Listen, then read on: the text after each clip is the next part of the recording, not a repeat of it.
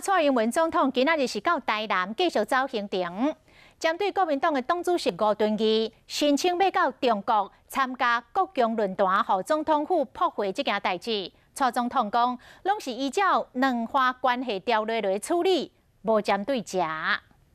咱总统今日给咱这最高的荣耀颁给我们林宗范林师傅。总统蔡英文前往台南后壁区，以文化总会会长身份颁奖给立教会这月钦事林宗范。面对党内总统初选竞争激烈，对手行政院前院长赖清德在中南部支持多元，是不是为着要拼更较侪声量，所以过来走南部？蔡总统表示：这个我就因为已经进入到这个初选的竞争期了哦。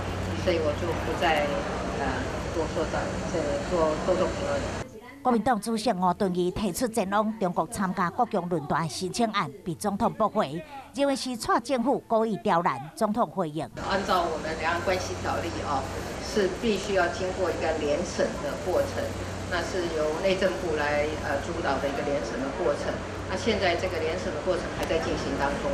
总统蔡英文心中上要紧的，也是党内初选。今仔日规天的行程拢伫台南，嘛会甲党内独派大佬会面。虽然伊讲对着初选一切顺其自然，但是对行程上也是看得出来，蔡总统嘛真拼势。